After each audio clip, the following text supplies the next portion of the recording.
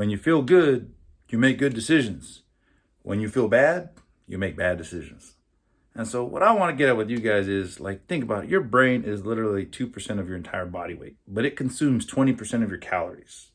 There you go. So when you feel like tired and you're dragging and you're like, I don't want to do anything, that's a sign that your brain is behind. Your brain doesn't have any good calories coming its way, so it's going to take some time to convert some glucose over to get to your brain and make you feel better so you can get rid of that little fog in there. So that's expected. That's normal. Now, what you got to do is you got to think, though. Like, when you're dead tired, when your brain is, when you make a decision, you're not really thinking. You're really just trying to survive the moment. You're really just trying to, like, get through the situation right now. When you get home after a long, hard day, the kids are yelling and everybody's tired, and you're like, crap, now I'm hungry. You have the choice. You can cook a healthy meal, or you can have some chicken nuggets and some French fries and a milkshake and some Oreos and some Doritos. When you're mentally exhausted, we know which option you're going with. It's irresistible to avoid those nuggets and those French fries when you're mentally drained and tired. There's no decision, really. Your brain's in survival mode. Your brain's literally like, what's the easiest thing I could do right now with the least amount of work?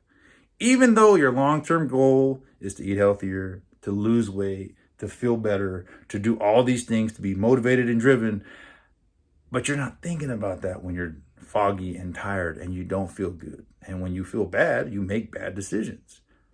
But let's flip it the other way. Let's say you got home and you felt good, and you're like, all right, man, I feel good. Oh, dang it, I'm hungry. I don't feel like cooking right now. But, however, some almonds and some apples, that sounds kind of delicious. Or maybe some grapes and walnuts. That sounds, I got a leftover salad from the other day. I'm going to go ahead and eat that right now. When you're mentally fresh, you can attack the problem. You can think about it multiple ways, find some better alternative solutions, and make it work for you. You wouldn't do that when you're tired. When you're tired, the idea of cooking is non-existent. When you do feel good and you do have some energy, you have options. That's what I want you guys to feel good. Now, there's 3 main areas that I can think of to make you feel good: sleep, food, and exercise. Obviously, there's more than sleep, food, and exercise to make you feel good, but those are your primary 3.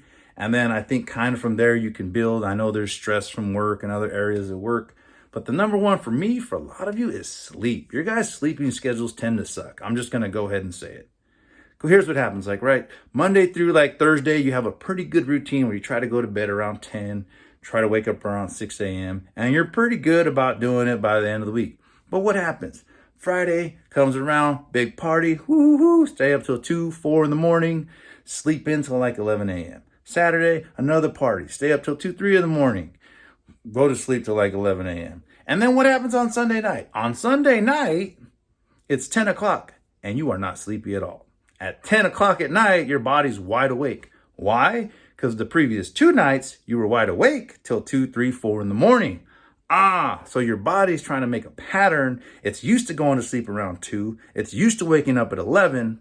That's a big jump to go from going to sleep at 10 and waking up at 6. So is it any shock that your body's like, dude, why are you tired all of a sudden? Like, no, we're not tired. We're like, the last couple of days, we've been staying up. We're going to sleep till 11 a.m., right?